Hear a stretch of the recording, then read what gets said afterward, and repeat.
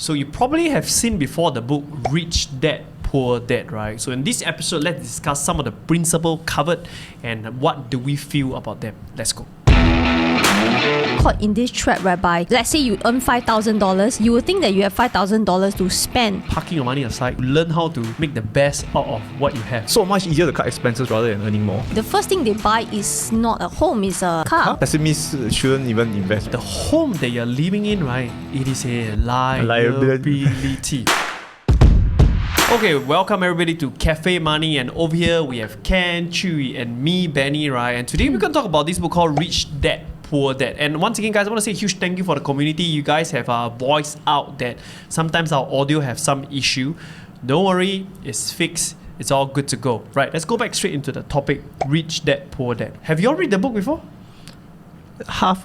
Have you read the book before? Yes. I read it. I seldom read books, but this is really one of the many books that one of the very few books that I read. You got lucky, that you have a book that you read. They got lucky. He got lucky. I read his book, right? Yeah, so I read it probably like 7 years ago. I think it's a good book, and there's a lot of principle that's covered inside, and today let's explore it. Some people just find it very hard to read books, so there's one pro tip I can teach you, and it's for those cheapos. It's free. You can just go YouTube and search like Rich Dad Poor Dad summary, and I think there's a few videos coming out, like 6 minutes, 7 minutes video. Obviously nothing beats you reading the book, having your own perspective, but not wrong to watch 3 to 4 summary to garner people's perspective on the book. At least actually there's a modern trend now to see if it's worth your time to read. My suggestion is, let's say you are starting in this whole investment realm and financial realm, I think you should read the whole book itself. But after a while, like after 5 years, you kind of get a hang of, roughly what is financial advice, what is good, what is bad. So watching summaries from there is fine. Yeah. But when you're starting, I recommend reading it. The concept of you don't know what you don't know, Ken mentioned before, so it's always good to start from somewhere, at least have some baseline fundamental knowledge about financial freedom, or should I say financial literacy or education or novel, I would call it. Yeah. So whether the Rich Dad Poor Dad story is real or not, right, is very highly controversial. It's appeared on the Oprah before. Yeah. To really talk about it, and actually Oprah called the Rich Dad to confirm as well that there's a Rich Dad, really. So was there really a Rich Dad? There was a Rich Dad based on the Oprah show. Honestly speaking, I mean, after I read the book, right, I thought it's an amazing book. I think it's a great book for anyone, especially if you are just starting out working and you want to start learning how to be financially free. It's a good book to start. But who cares about whether the story is right or wrong? A lot of people, it's like a story. Yeah, I care also. Yeah, serious? A lot of people care. Is it a real poor or rich poor? I mean, is it real? Seriously. Why would you want to? I mean, it can be like a story to illustrate his point across, right? So I don't really care whether he really has that poor or rich dad. So the thing that got the book popular and controversial is because he's quite hard stand about his opinion and his advice, which we're going to talk about today.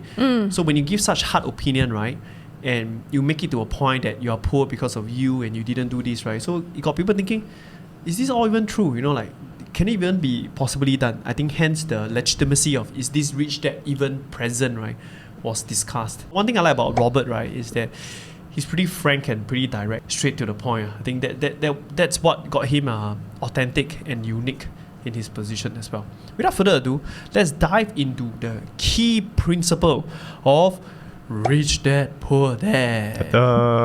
So one of the key concepts that he shared is called pay yourself first. In short, one of the natural instinct is to pay your expenses first. Is it very common? That we pay our expenses first, right? Yes. But he says that's wrong. You should pay yourself first, right? So what do y'all think about this comment? I totally agree. 100%. When you get your paycheck, the first thing you need to do is you need to start saving first. Pay yourself, meaning you put in investments. I think that's what he said, right? Yeah. Yes. I think it's very important because if we mentioned in our previous episode on this as well, if you were to start paying off your expenses first, right, you actually a lot of the time be caught in this trap whereby you think, let's say you earn $5,000, you will think that you have $5,000 to spend. that means, right, you end up spending all the $5,000 without paying yourself, and then you end up not saving any money. So this idea of like, just changing this sequence of paying yourself first, right, I think is a very big mental shift, a small little thing that makes a lot of difference, because right now you are paying yourself first, you make sure you save money. Yes. Then you will spend within your means. And she's really right, because there's a stat somewhere, I can't remember where's the source, but that's the difference between a rich person and a poor person. Because a rich person the habit just change. You save, then you spend, compared to spend, then you save. Yeah. You just need to switch it around, and you automatically have an extremely high chance to get rich. Yeah. So there was a period of time I have almost no saving, no matter how much I earn, right? I mean, What happened? I think I represents millennials, right? I mean, like, just high expenses. Until many years ago, I started trying out the first thing, which is, you know what? What about I just take $500 aside and see if I could survive? And then I could. And I tried to put $1,000 aside, and then I could survive, right? And by this, I don't undermine people who are living under privilege and poverty and they couldn't pay for it. No, right? I know that I'm highly privileged, right? And even though I was a very junior income role of maybe just $3,000 a month, right? I was saving up $1,000 a month, and I was shocked that, actually, I became way more resourceful, when it comes to managing my finances. So the hard rule, right, should be really just parking your money aside, and then you learn how to make the best out of what you have. I mean, humans are pretty amazing. We will just figure it out throughout the month, right? Yes. I think that habit is so invaluable. Yeah. But I have a challenge to throw back to you, like this statement or not to you, paying yourself first. What about this idea that, if I think I need to spend like $5,000 because that is what I really want to spend on for my lifestyle, maybe for some people, right, it actually pushes them to try to force themselves to earn more. Exactly. What do you think of that? No, exactly. So resourcefulness comes from you force yourself to earn more. You find a cheaper way to get what you want. You squeeze your money out. You might consider, do I even need to own it? You take your consideration seriously. Like, for example, even buying like just hobby items or anything, or you ask yourself, hey, what, do I really need that thing? If not, can I buy a cheaper version to try out? So it forces you to make more pragmatic and more thought-provoking decision rather than just, hey, since I have the money, why not? So your why not decision shrunk down tremendously, right? Once you park your saving aside. Of course, we can use it for investment. Yeah. I think adding on, what happens is that most people think how to make more money, but it's actually a lot more difficult rather than you decide, hey, let's cut my expenses into half. Naturally, you get more money. Yeah. So it's so much easier to cut expenses rather than earning more. So you probably might want to go cutting your expenses first before, I think we explore this. We all agree it's a thumbs up tips. Yeah. It's all good. Challenge your perspective, make you more resourceful, make you think differently, and most rich people favors their investment and saving priority before their expenses. Yes. To begin with. So for next, I think it's about asset and liability. So Robert goes about talking about asset and liability. Basically, assets generate you income, and liability are your expenses. So he literally say, your asset is only considered an asset if it is paying you. Paying you, right? Which means, right, the home that you're living in, right, it is a liability. This is a very good advice for people who just started out, so that you learn how to differentiate between whatever you're buying, is it an asset or liability. So I think this is a very good advice for newbies lah, I would say. For example, in a balance sheet, your car is actually an asset. What? I suddenly, because I'm not an accounts guy, balance sheet. Oh yeah, your balance sheet asset is a car. Shit. Yeah, your car is an asset. Okay. Huh, seriously? Your car is an asset in a balance sheet. It's your asset. It's your company asset. What? Oh my gosh. Oh no. So you anyway, your point is 100% true, because for a beginner, right, it's so true, because you need to at least distinguish these basic items, right? Yeah, so I thought this is a very good advice for newbies, new people who are starting out, so that right, every cent, whatever you earn, every cent, every dollar, right, you know exactly what you are paying for. You can distinguish very clearly between whether you are buying an asset or a liability. You need to be very clear. However, with regards to whether the home that you are staying in, whether is it a liability or an asset, I think this one is controversial. If let's say you are staying in the home, right? And you're paying a fee for it every month, right? So it is not paying you. It may be deemed as like a liability. But what if after a few years you sell it off? The capital appreciation is sufficient for you to cover whatever you have paid over the past few years. Is that still a liability? But then again, you lock aside, income somewhere, money somewhere to a property. But having said that, I also agree with you on that, because let's say you stay in a property, you still could rent out a room. Or the moment you rent out a room, I think it becomes it's immediately an investment. I mean, you could turn your own property that are staying in the asset or liability. It's up to you. I mean, everybody has a different financial point of view. But generally, Robert says keep on adding assets and reduce liability, like credit cards, cars. Yeah, and honestly, right, I think when I read the book at that point in time, right, this is the portion that really gave me like a light bulb. Ding, ding, ding, ding, ding. A status of wealth is owning a car. I mean, traditionally, I know many of the woke audience right now would have seen not of this case, but in the past when this book was launched, people still consider a car as an asset, right? But it's eating up your money every other month. And in fact, a lot of people, once they started working, right, the first thing they buy is not a home, it's not property, it's a car, which is a liability, and not knowing that actually I'm buying into a liability first before buying into an asset. So I think this is a very good point for new people. I mean, unless you're a salesperson, you can directly contribute the ROI of owning a car. That's beyond that point, right? I think. But other than that, usually a car will be a liability. If you're a YouTuber owning a Tesla car, talking about Tesla, is pretty much an asset. I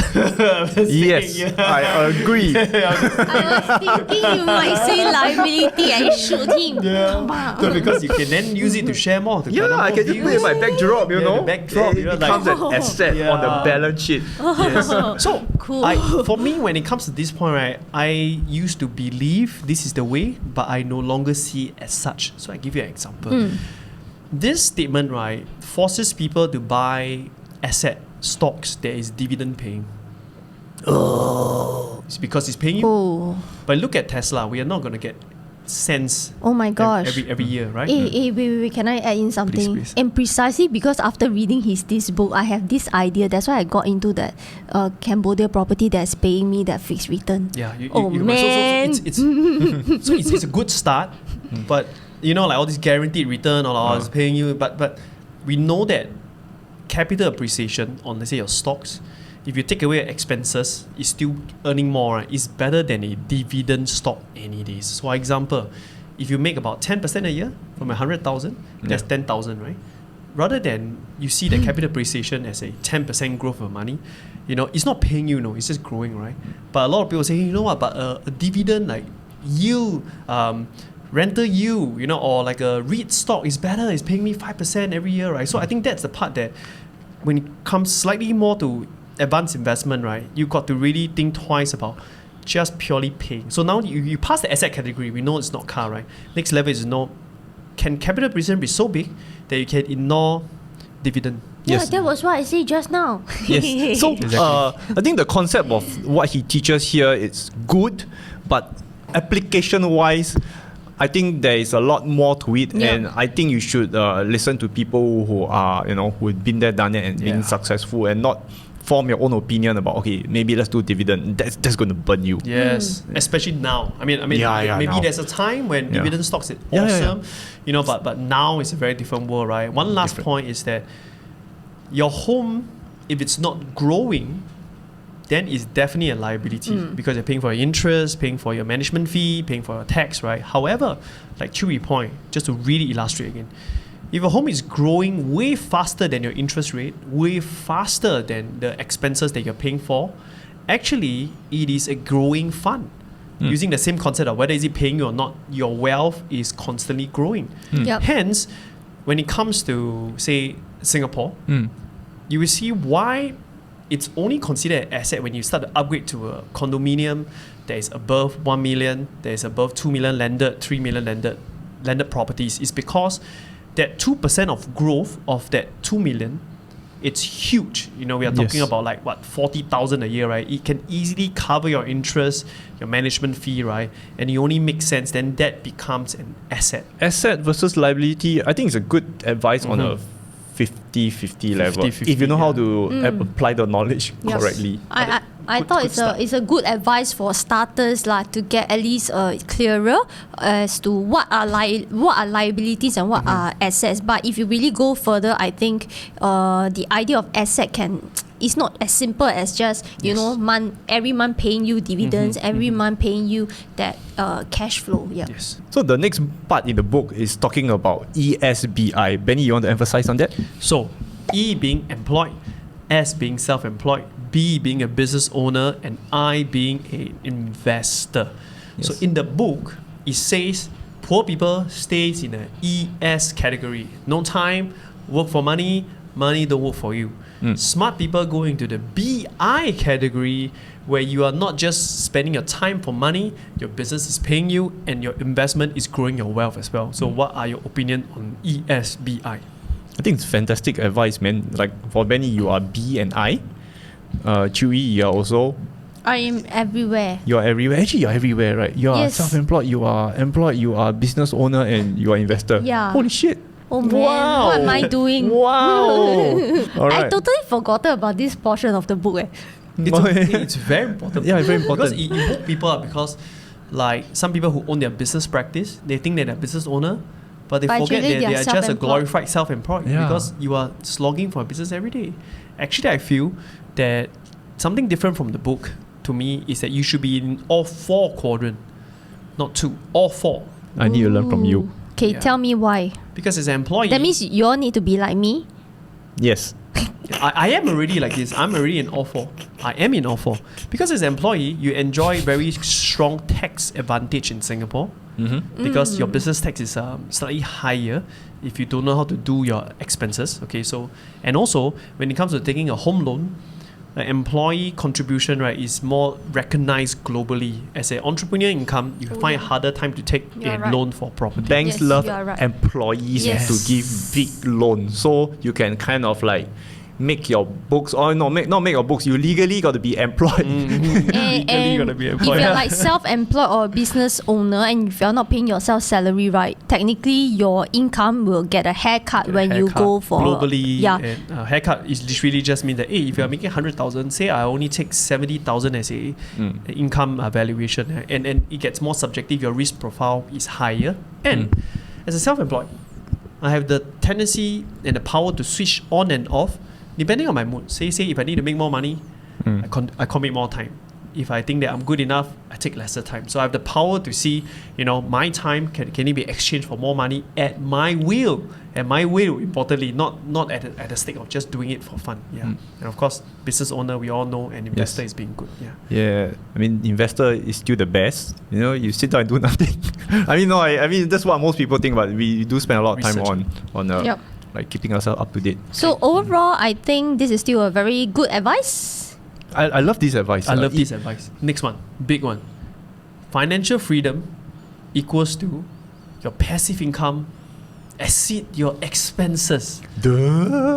Yeah. I don't know, but at first when I heard it, I'm like, 10 years ago, right? We heard it. I'm like, Many years ago. yeah, first time I heard it, it was a good advice. I didn't really get that in my head, but after now it just becomes natural. So naturally, for you to stop working, your passive income got to be more than your expenses. That. Anybody who has started off preparing for retirement thinks about saving for a lump sum to depreciate over time.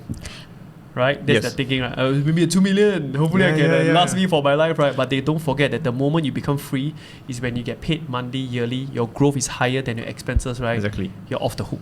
Wait, but I think this idea, precisely because of this portion of the book about the passive income part, that is the part that really gets a lot of people chasing after this idea of passive overgrowth. Because that was what happened to me. In a Oh. negative way or positive way? Negative way. Why is it negative? Because people are like myself, like we went to chase over like this idea of like passive income, not focusing on growth. So like what you mentioned just now, then you get into dividends, you get into those guaranteed scheme, and rather than building that pot of wealth before you get into this passive idea. So I thought that this portion needs to be elaborated a little bit more, especially if you're like a new person reading this type of book, you are starting out on your financial journey, right? You may take it a little wrongly. I think what you're trying to say is if you favor passive income too early, Yep. you're not growing the pot to be Yep, huge. correct. And if the pot is not huge, that 6% doesn't matter. Yes. That 6% of a small pot, it's not enough Yes. for you to retire. I think the word passive income, it's a very people love that word because Mm-hmm. it actually strikes a emotion in you where people like certainty. Yes. But in life nothing is certain other than death and tax. Yeah. Next advice, right, is what Ken would probably love. In the book, it did mention that saving money is stupid. Yeah, stupid. Yeah, exactly. Quick one. I think you guys would know this, but let's just go through one. Quick one. Okay, Yeah. Ken think it's stupid. What do you think? I think you still need to save some kind of money. Huh? You need to save a little Why? bit, then you can invest, right? If I mean, you only whatever- have For the sake of $50, investment. No, Right. all your money just goes into investment. Why like do you? $50. Yeah, I mean, I need to buy my $4 rice. I mean, Proportionally, you should have some form of saving. Yeah, you form need of to have emergency some fund. I won't call form it of saving emergency before you fund. can even start. Like a 3-month, 6-month lead time. Okay, I think it's more of the idea of like having No, this. wait. Ken, you are living in a different world. Wait. Your portfolio is so big, you don't need to have emergency fund. Okay? Dude, you just get 1 month emergency fund. So during the 1 month, you can quickly draw your money out from the stock market. I mean, I don't. Yeah. That's why I think yours is big enough to draw for a stock market. You see, like if Okay. someone who is new and is barely got like $10,000 in their stocks, right? Yeah. They can't draw much to pay off their next few months' expenses. Because you're new and you got 10,000 only, the more you shoot in, the more you go and just go. You know what? You are right as well. Like if you put so much emphasis on having cash, right, you are slowing down your growth. I mean, unless you're doing property, that's a different thing because you can't sell your property so quickly. But in the stock market, 1 month, I think is, to me, my own personal take, is more than enough. It's like you're trying to bet on shit happening to yourself. I mean, this is not a very optimistic point of view. And if you're not optimistic, you shouldn't be invested in the stock market in the first place or even invested.